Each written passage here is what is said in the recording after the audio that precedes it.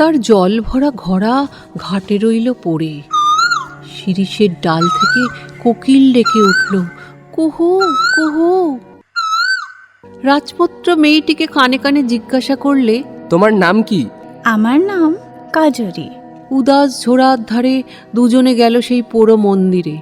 রাজপুত্র বললে, এবার তোমার ছদ্মবেশ ফেলে দাও। আমরা বোনের মেয়ে, আমরা তো ছদ্মবেশ জানি না।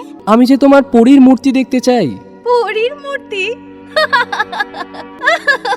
এর হাসির সুর এই ঝর্ণা সুরের সঙ্গে মেলে। এ আমার এই ঝর্ণার পরী।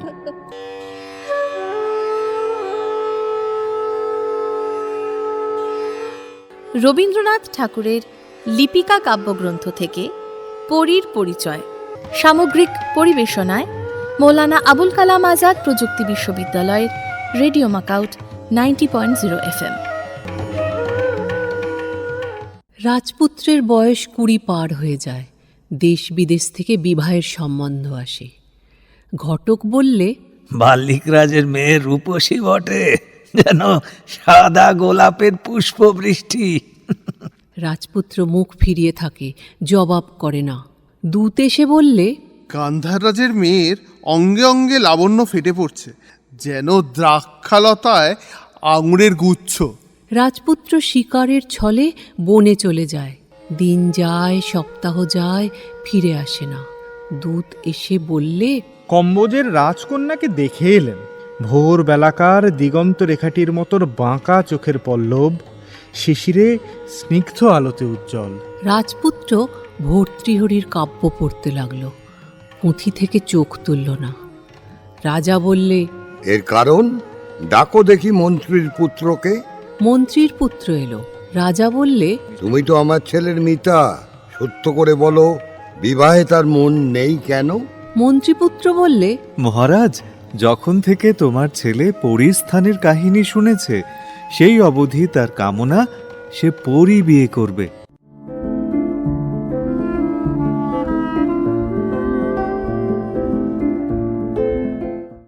রাজার হুকুম হলো, পরিস্থান কোথায় খবর চাই। বড় বড় পণ্ডিত ডাকা হলো। যেখানে যত পুঁথি আছে তারা সব খুলে দেখলে।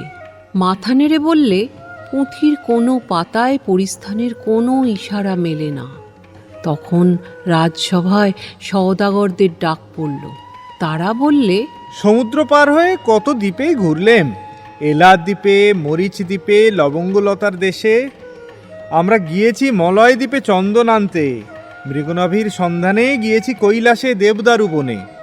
কোথাও পরিস্থানের কোনো ঠিকানা পাইনি। রাজা বললে, ডাকো মন্ত্রীর পুত্রকে। মন্ত্রীর পুত্র এলো। পরিস্থানের কাহিনী রাজপুত্র কার কাছ থেকে শুনেছে? মন্ত্রীর পুত্র বললে, সেই যে আছে নবীন পাগলা, বাঁশি হাতে বনে বনে ঘুরে বেড়ায়। শিকার করতে গিয়ে রাজপুত্র তারই কাছে পরিস্থানের গল্প শুনে। রাজা বললে, আচ্ছা, ডাকো তাকে। নবীন পাগলা এক মুঠো বনের ফুল ভেট দিয়ে রাজার সামনে দাঁড়ালো। রাজা তাকে জিজ্ঞাসা করলে, পরিস্থানের খবর তুমি কোথায় পেলে? সে বললে, সেখানে তো আমার সদাই যাওয়া আসা। রাজা জিজ্ঞাসা করলে, কোথায় সে জায়গা? পাগলা বললে, তোমার রাজ্যের সীমানায় চিত্রগিরি পাহাড়ের তলে কাম্যক সরোবরের ধারে। রাজা জিজ্ঞাসা করলে, সেইখানে পরী দেখা যায়? পাগলা বললে, দেখা যায় কিন্তু চেনা যায় না। তারা ছদ্মবেশে থাকে। কখনো কখনো যখন চলে যায় পরিচয় দিয়ে যায়, হাত ধরবার পথ থাকে না। রাজা জিজ্ঞাসা করলে, তুমি তাদের চেনো কি উপায়ে? পাগলা বললে, কখনো বা একটা সুর শুনে, কখনো বা একটা আলো দেখে। রাজা বিরক্ত হয়ে বললে, এর আগাগোড়া সমস্তই পাগলামি, একে তাড়িয়ে দাও।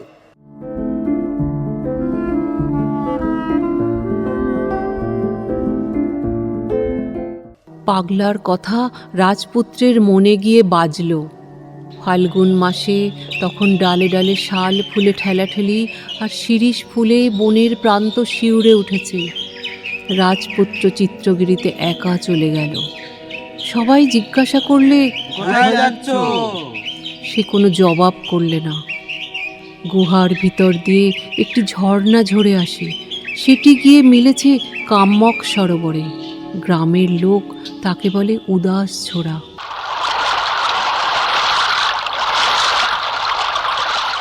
সেই ঝর্ণা তলায় একটি পোড়ো মন্দিরে রাজপুত্র বাসা নিল।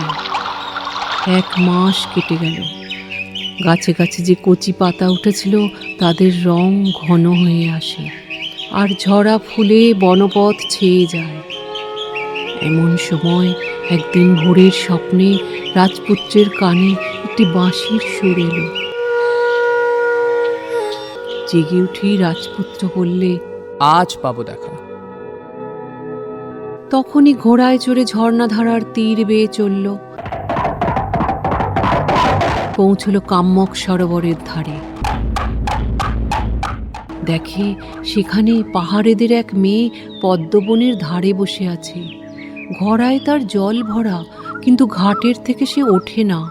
কালো মেয়ে, কানের উপর কালো চুলে একটি শিরীষ ফুল পড়েছে। গোধূলিতে যেন প্রথম তারা।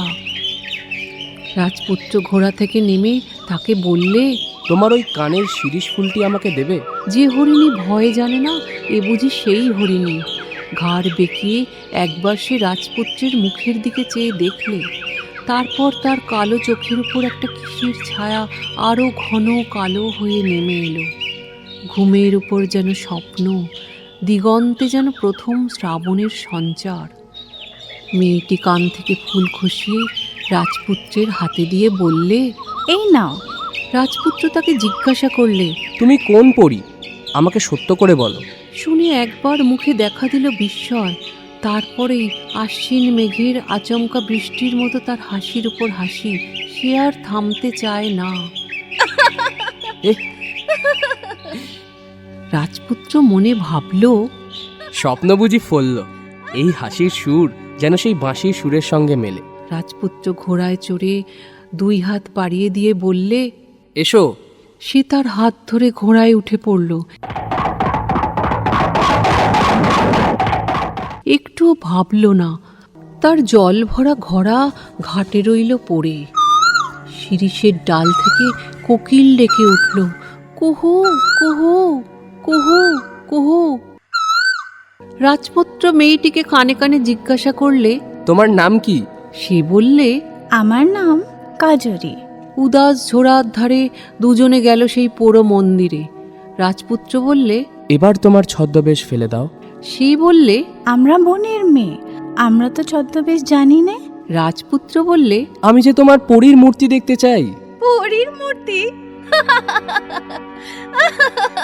আবার সেই হাসি, হাসির উপর হাসি। রাজপুত্র ভাবলে, এর হাসির সুর এই ঝর্ণা সুরের সঙ্গে মেলে। এ আমার এই ঝর্ণার পরী।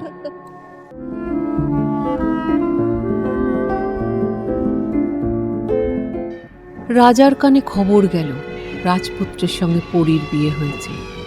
রাজবাড়ি থেকে ঘোড়া এলো, হাতি এলো, চতুর্দোলা এলো। কাজরি জিজ্ঞাসা করলে, এইসব কেন? রাজপুত্র বললে, তোমাকে রাজবাড়িতে যেতে হবে। তখন তার চোখ ছলছলিয়ে এলো। মনে পড়ে গেল তার ঘোড়া পড়ে আছে সেই জলের ধারে।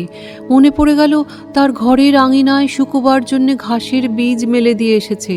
মনে পড়ল তার বাপ আর ভাই শিকারে চলে গিয়েছিল, তাদের ফিরবার সময় হয়েছে। আর মনে পড়ল তার বিয়েতে একদিন যৌতুক দেবে বলে তার মা গাছতলায় তাঁত পেতে কাপড় বুনছে আর গুনগুন করে গান গাইছে। সে বললে, না, আমি যাব না। কিন্তু ঢাক ঢোল বেজে উঠল, বাজল বাঁশি, কাঁসি, দামামা। ওর কথা শোনা গেল না।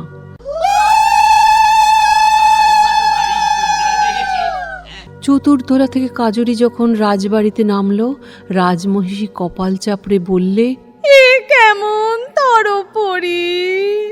রাজার মেয়ে বললে, ছি ছি ছি, কি লজ্জা! মহিষীর দাসী বললে, পরীর বেশটাই বা কি রকম? চুপ করো, তোমাদের ঘরে পরী ছদ্মবেশে এসেছে।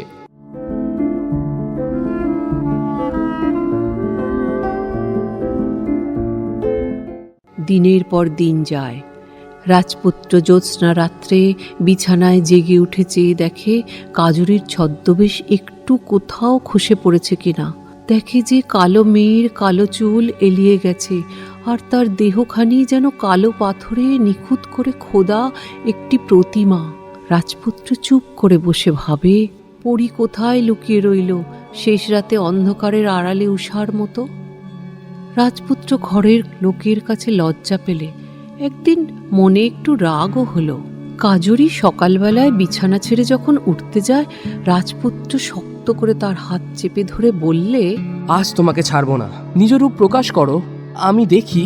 এমনি কথাই শুনে বনে যে হাসি হেসেছিল সে হাসি আর বেরোলো না। দেখতে দেখতে দুই চোখ জলে ভরে এলো। রাজপুত্র বললে, তুমি কি আমায় চিরদিন ফাঁকি দেবে? সে বললে, না, আর নয়। রাজপুত্র বললে, তবে এইবার কার্তিকী পূর্ণিমায় পরীকে যেন সবাই দেখে।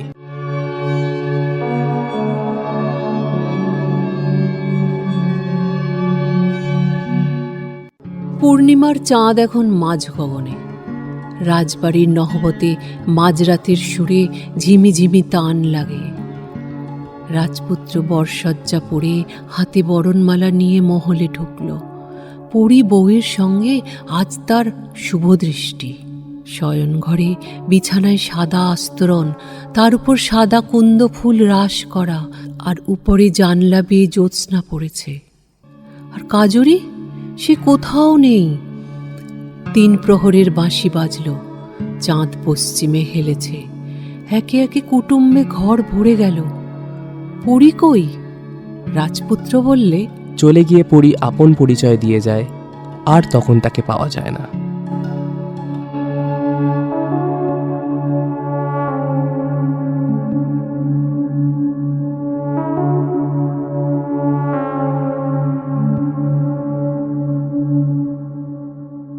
শুনছিলেন রবীন্দ্রনাথ ঠাকুরের লিপিকা কাব্যগ্রন্থ থেকে পরীর পরিচয়।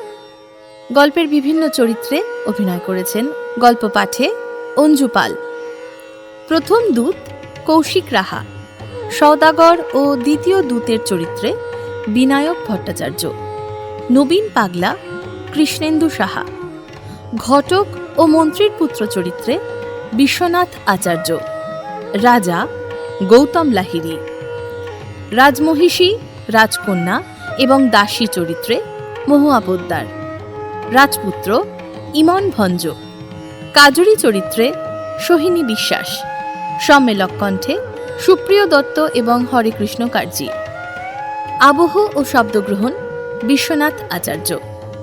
সামগ্রিক পরিবেশনায় মৌলানা আবুল কালাম আজাদ প্রযুক্তি বিশ্ববিদ্যালয়ের রেডিও মাকাউট 90.0 FM।